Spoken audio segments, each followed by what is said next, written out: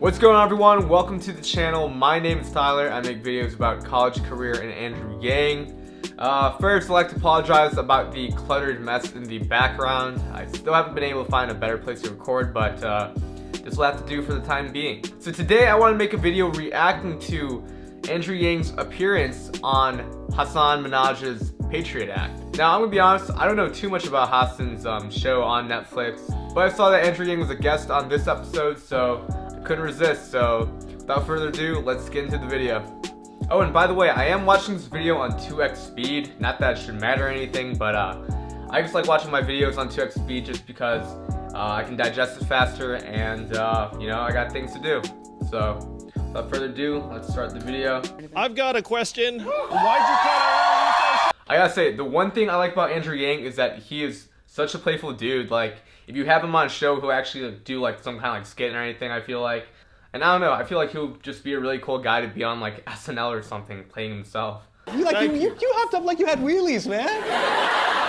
Let's see Bernie Sanders do that. Yeah, low-key threw some shade at Bernie over there, but he's got a point. I'm ready. You realize the last presidential candidate that came on Deep Cuts dropped out, so we had Beto on the show. Then, like, the following day, he dropped out. You have to answer the. Yeah, not gonna lie, like, it's great that like the crowd's thinning and everything, but I honestly kind of miss Beto a little bit, just because, not that I wanted to vote for him in the first place or anything, but he seems like a pretty nice guy. That they've made additional mistakes as well. Okay, why don't you do this? Go right to camera one and say, "Hey, MSNBC, the only time I agree with Trump is when he's talking about MSNBC." Wow. I would not put it that way. Taking the high road, gang. That's really good. You got to give them the path back, but MSNBC, just come clean and say, look, mistakes were made. Let's put this behind us so we can get to the business of beating Donald Trump in 2020. Okay. Wow, that was a great answer.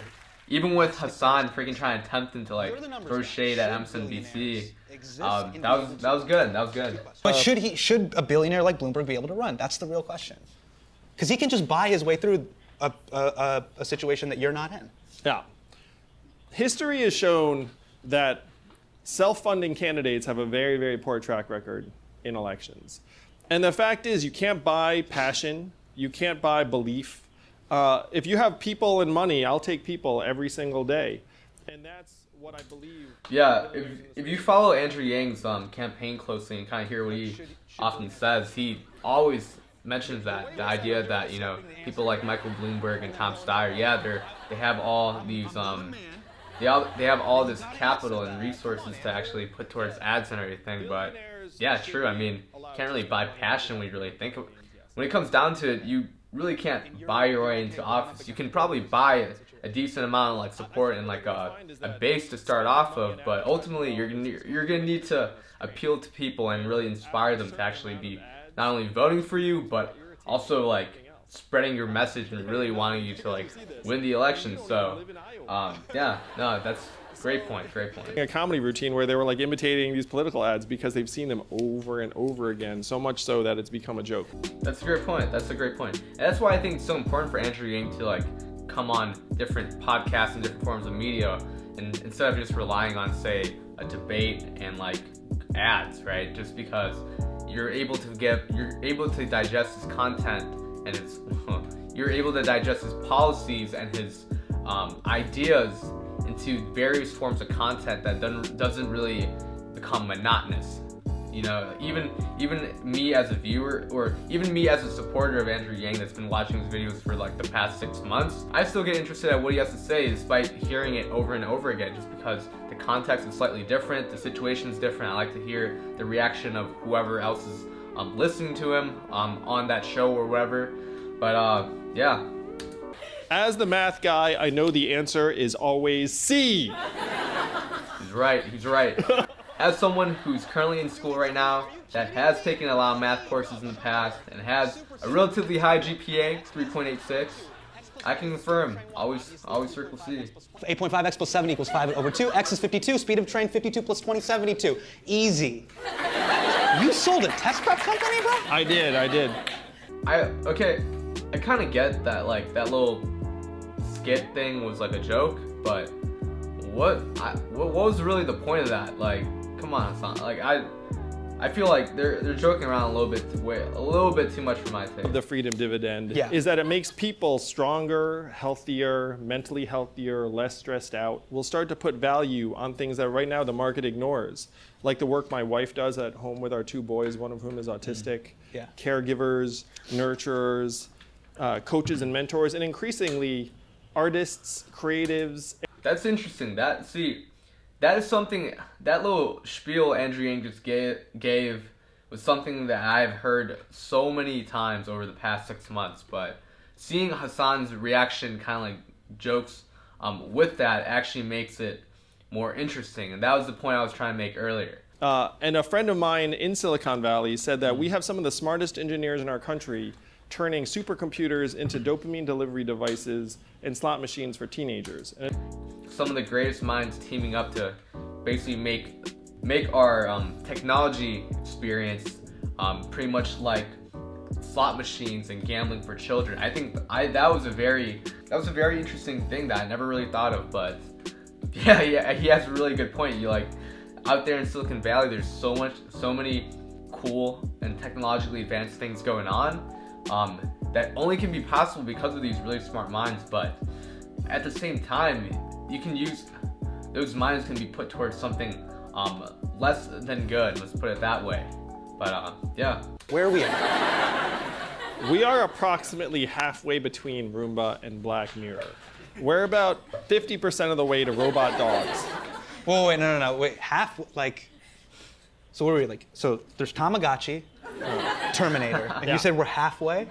We're definitely past Tamagotchi. We're short of Skynet, but we have to move pretty quickly and rewrite the rules of this economy to work for us. See, right there, Andrew Yang is such a likable guy. Like, he knows pop culture things like Terminator, Tamagotchi, he knows what a Roomba is. Like, imagine if you put someone like Bernie Sanders up there and Hasan was trying to joke with him in that way. Like, he probably would have been like, oh, what's a Roomba? Or like the town, like you know, so I don't know, something that a lot of people don't think about is the fact that don't you want a president that is, I don't know, he's just it's overall a more relatable candidate. Like that's something people tend to knock just because, okay, yeah, we have people like Pete Buttigieg that's somewhat young, but he's so kind of like elitist that it's hard to really try to relate to him. Like, I can't imagine Hasan joking to Pete Buttigieg on stage like that in the same way that he is with Andrew Yang. Like, it just,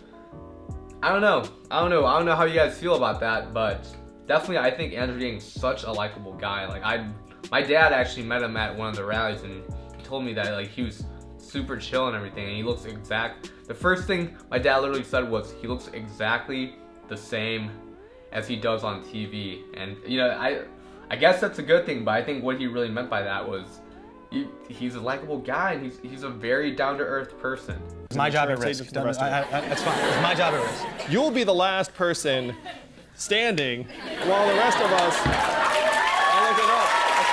I shouldn't be happy. That's messed up.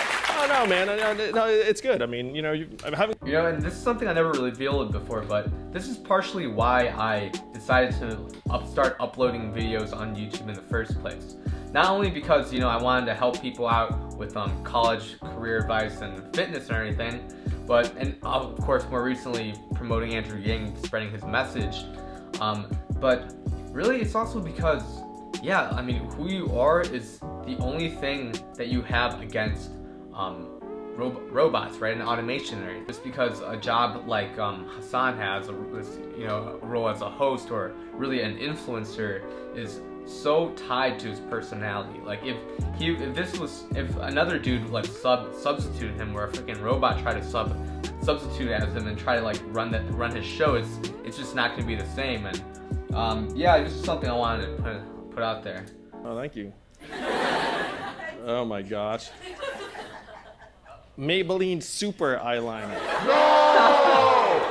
No! See, another thing that makes Andrew Yang so likable, down to earth is he's comfortable being wrong. Like, again, imagine another politician up there being wrong on like some kind of like test like that. They'd probably like freaking pucker up, their like cheeks will like go tight and everything. So the fact that Andrew Yang played out really good, like, there you have it. He's a genuine person.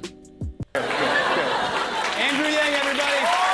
All right, well, overall, I think that was a pretty good appearance for Yang. Hasan's funny, man. I know this video is not about Andrew Yang, but like,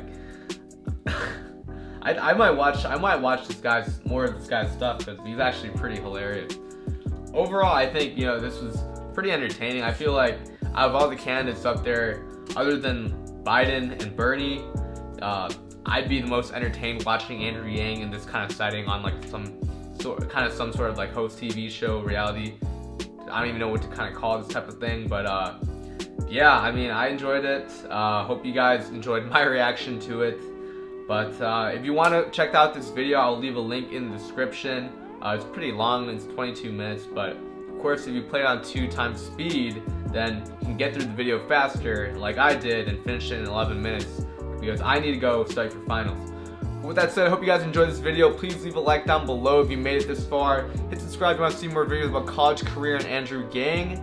Hit the bell notification icon to get these videos right to you, and I'll see y'all in the next one.